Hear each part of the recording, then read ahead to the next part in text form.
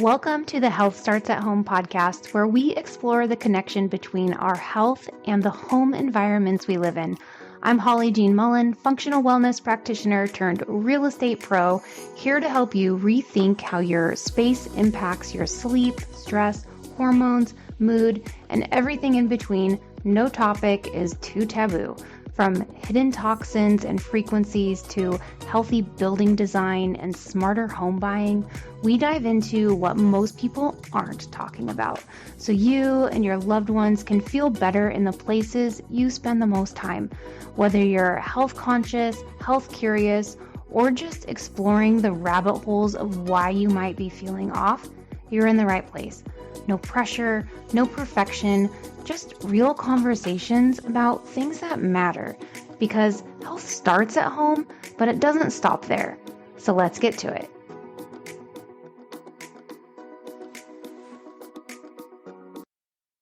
Hello. Welcome back, friends. Welcome back to the Health Starts at Home podcast. It has been a little bit of a pause between seasons, but I'm very excited to be back. I am your host, Holly Mullen, and today we're kicking off season 2 with a conversation that will lay the foundation for everything else to come. So if you care about wellness, if you're curious about how your home might be impacting your health, or you're thinking about building or buying with more intention, this is for you. Before we dive into today's episode, in case you missed my updates on social, let me just catch you up to speed here. I am no longer health coaching. I phased out my clients and I've transitioned into real estate full time. I have been doing real estate for the past 3 years as an added service to my health clients because our home environments are so closely intertwined with our health. But I did start phasing out my clients towards the end of last year, and I started 2025 without any health clients going full-time into real estate, but I did not announce that officially until just a few weeks ago. So that is the update. There is a huge need in this market, and I am excited to be one of the few blazing this trail in wellness real estate. And so on this topic today, it's going to be pretty much super relevant, because if you've had the unfortunate experience of needing to hang out in the mold community, then you've probably heard people talk about net zero or passive homes. And these are types of energy efficient or green homes, but there is nuance there, like with most things with health. And if you've listened to the show or you've been following me for a while, you know I am always just going back to nuance, because just like anything in this health and wellness space, there is nuance, and it's appropriate to break it down. So let's dive into this hot topic of smart homes, green homes, healthy homes. Are they the same? What are the differences? What do they even mean? Because you hear them thrown around a lot, especially in marketing, on Zillow listings, at open houses. In the health and wellness space, you're hearing these words as well. But do we actually understand what they mean? And more importantly, do they all mean wellness? So let's start with just some quick definitions. First, smart homes. Smart homes are centered around convenience and connectivity, really. We're thinking all things tech. We're thinking your Nest thermostat, those smart thermostats, security cameras, voice activated lights, your Alexas, those really cool refrigerators that have the full smart screen on the front that you can make your grocery lists on, and you can watch TV and you can do all cool things, and your fridge will text you when you're out of milk. These homes are popular for obvious reasons. They make our life easier. But smart homes aren't automatically healthy. In fact, the increase in wireless radiation from the smart devices, the Wi-Fi systems, the Bluetooth, the blue light and screen exposure, it's all going to create a less healthy home environment, especially if you're someone who's sensitive, if you have little kids. This is going to be something worth paying attention to because they have a cumulative effect. We're starting to see more and more research pointing to non-native frequencies, things like the Wi-Fi, the Bluetooth, the smart meters, cell towers, as being linked to metabolic diseases, certain cancers, chronic inflammation, a whole host of things. Some research even argues that these exposures may even have deeper root cause in disease connection than even diet and lifestyle alone. So it's pretty serious stuff. So it's not just Holly being crazy with the electronics. It's got some science here, folks. And I get it. That's not what we want to hear. We like our devices. And I, I truly think that there has to be a way that we can have the convenience of tech and be able to integrate them into our lives so we can have the convenience and the simplicity that they can really add to our lives. But also, there has to be a way to mitigate or offset that or to do something. There has to be a way that we could evolve with the tech around us and not sacrifice our health fully. So I think that could be another conversation. When we were just in China recently, that was actually something that kept coming up for me and for Toby, and a conversation I wanted to keep coming back to because seeing it firsthand, like the tech's not going away. We have to find a way to protect our health and grow with it. So, anyways, I'm kind of getting off course. That's smart homes, but it gets a little bit messier. High EMF environments, they've also been shown to increase mold growth. And let's just spice things up. Mold exposure can then make someone more sensitive to EMF. So it becomes this vicious cycle. So you're reacting to your environment, but your environment is also reacting right back. It's this total catch-22 scenario, and no one's talking about it in mainstream real estate or really in the wellness space. And that's why this matters. And that's why I'm bringing this conversation to us today. So let's move on from that. Green homes. Green homes focus on energy efficiency, environmental sustainability. These are the homes that use solar panels. They have the low VOC paints. They have high efficiency HVAC systems. They're using more sustainable building materials. This all sounds fantastic, right? The goal here is to reduce environmental impact of the home. And many of these features can also have crossover. They also improve indoor air quality and they reduce utility costs. But again, green doesn't automatically equal healthy. Some green certifications are prioritizing energy efficiency. So they're prioritizing it so heavily that homes are now being sealed too tightly, which can lead to poor ventilation, moisture buildup. Moisture buildup can lead to mold. There is a fair amount of greenwashing in this category. And let's just take solar panels, for example. Yes, my husband is in the solar business. Solar panels reduce electricity use. They can help with your energy costs. They reduce demand on the grid, but the manufacturing and the waste from them is anything but green. It also exploits people, like entire populations, and destroys resources from where the mining activities are taking place for the raw materials needed for them. Plus, the inverters from panels increase EMF exposure in the home when they're placed on the roof, and smart meters are often a detrimental source of negative health symptoms, especially if placed on an exterior wall on the other side of a bedroom where someone is sleeping.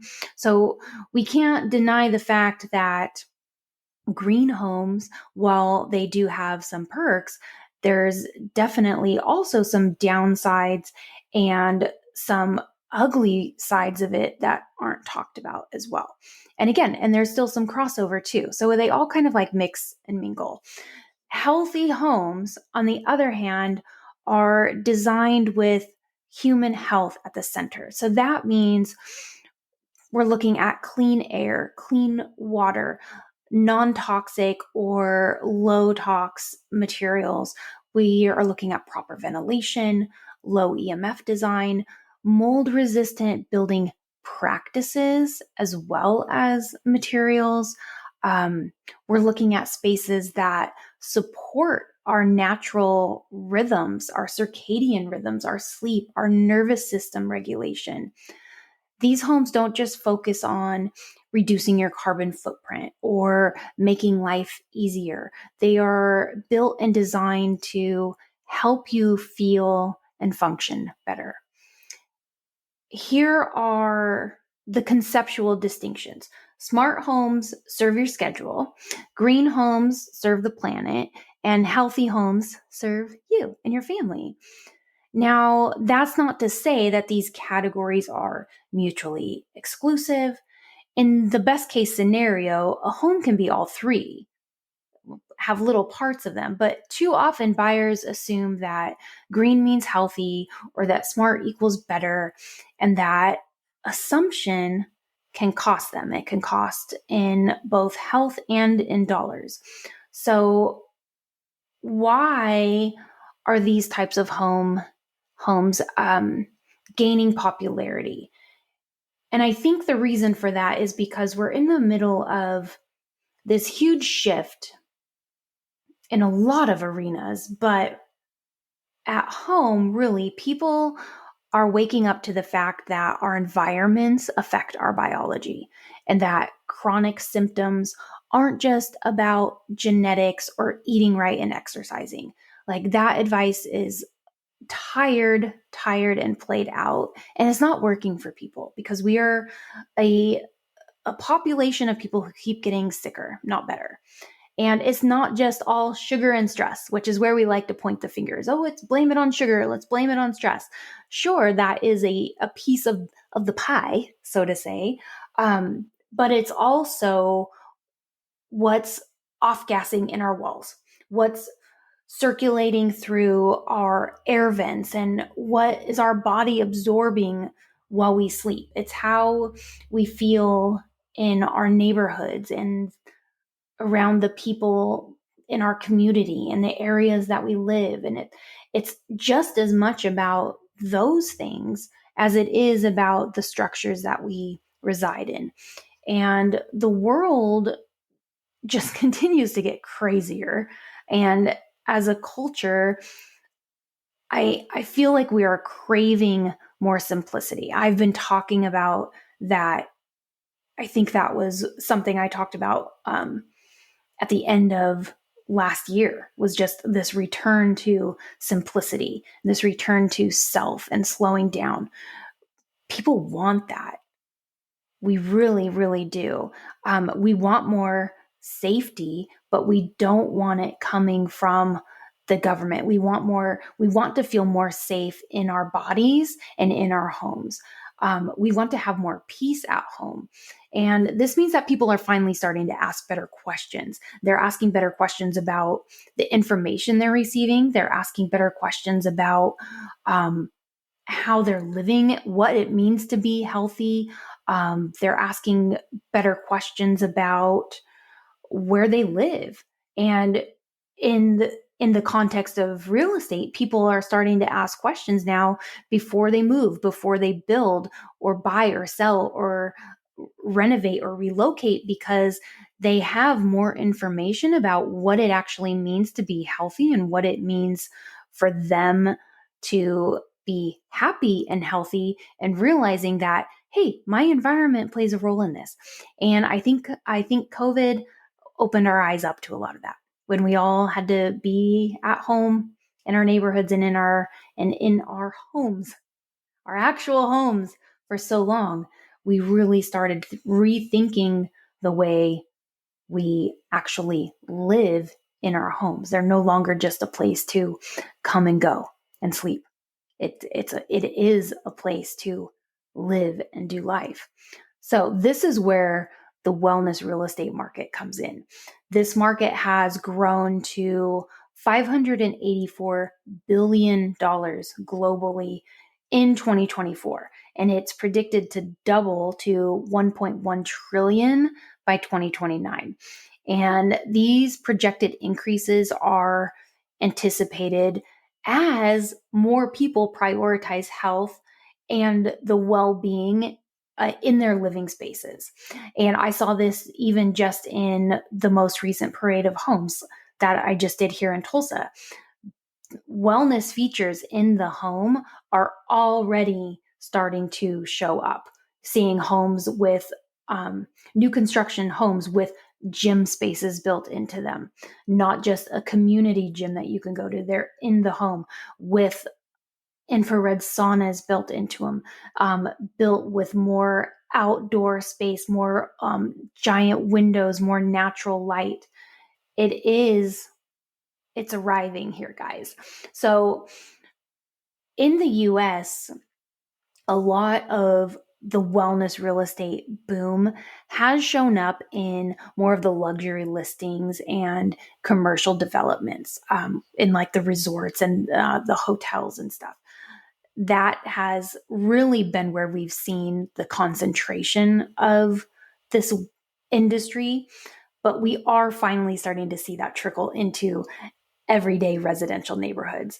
In the parade of homes, it was more of the high-end homes, but even in the more everyday track homes, we are seeing more incorporation of more big windows and natural light, and communities being designed around more wellness type features. So this is where I come in, and possibly where you come in too, whether you're a homeowner, a builder, a parent, or just a wellness warrior. Not just a wellness warrior. I know we're the backbone of a lot of things, but health enthusiast. This is where there is opportunity to pivot into something that is more aligned. There is untapped real estate here, so to say, in terms of opportunity, and whether that is some sort of role in this industry. We are still early. This is still grassroots. We're still in this education phase, but it's happening and it's exciting and it's happening quickly. Why now? Why pay attention to this? I think people are just really starting to connect the dots. Like I said, COVID, for as messed up as of a situation as that was, I think in a lot of ways, it really was a blessing in terms of people starting to pay attention to what really matters. And that is our health. That is our relationships, our families. It's how we live. It's where we live. And it's how we spend our time. And spending time doing things that we enjoy and with the people that we love. A lot of people are really rethinking how they want to be spending their days. People are thinking that their homes aren't just a backdrop for their lives anymore. They are a main character, the main character energy here, a big player in their health. And we're looking at everything from brain fog, inflammation, sleep disruption, anxiety, and we're going from people not asking, could it be the house, to people now starting to be open to the possibility that could it be the house? Could it be where I live? And then we toss in growing concerns about indoor toxins, EMF exposures, mold, and even environmental shifts. Yeah, like I'm going there. We are seeing more extreme weather, intense storms, wildfires, flooding, and whether you chalk that up to natural cycles, human interference, weather modification technology, the result is the same, and it's that our homes need to be more resilient. So if you've ever felt like your house might be working against you, or that there's just something quite not right about either your actual home, your physical environment, or just your location, maybe just where you're living isn't working for you, or maybe there's just something off about where you live or how you're living and you just can't quite put your finger on why, or if you're just ready to make your home match the way you want to feel, then you're in the right place. That's what the show is all about. I want to explore all of that. This season, we are going deep into the stuff, from building science to EMF remediation, from non-toxic design and home detox strategies to body detox strategies after exposures. I want to talk about family wellness and navigating new construction with confidence. How do you work with builders? How do you put together a team of construction advocates for you? How do you know what's best to choose for you in your home and your renovation or your DIY project or your build project that's going to support your health goals or your health concerns for you or your family? I want to talk about all of it. I want to bring on guest experts. I already have some booked. The schedule's filling up. I'm very excited. We're going to be sharing client stories. I want to give you real world tools that you can use to create a home that supports your healing. I don't want people just functioning in their homes. I don't want you floundering in your home. I don't want this to be another one of those wellness topics where there's gatekeeping. I don't want to hide things behind a paywall. I'm sick of that. This needs to be information for all without barriers. So we're laying it out. And I am learning a lot as I go too. I'm not going to sit up here and pretend that I know it all. I absolutely don't. I have definitely learned a lot. I've come a long way, but I'm not going to pretend that I have all the answers because I don't. So a lot of this will be us figuring it out together. So I am so glad you are here because health starts at home. And yes, that includes yours. So I'm confident and I'm excited. This is going to be our best season yet. Thanks so much for tuning in. If you found this episode helpful, please leave a review or share it with someone who needs it. And don't forget to subscribe so you never miss what's next. This podcast is not affiliated with any brokerage and is the sole creative work and opinion of me, Holly Jean Mullen. All content is for educational and informational purposes only. Nothing shared should be taken as professional medical advice, real estate guidance, or legal counsel. Please always consult the appropriate licensed professional before making decisions about your health, your home, or your finances. The views and opinions shared by my podcast guests are their own and don't necessarily reflect my views or those of this platform. So until next time, remember, health starts at home, but it doesn't stop there.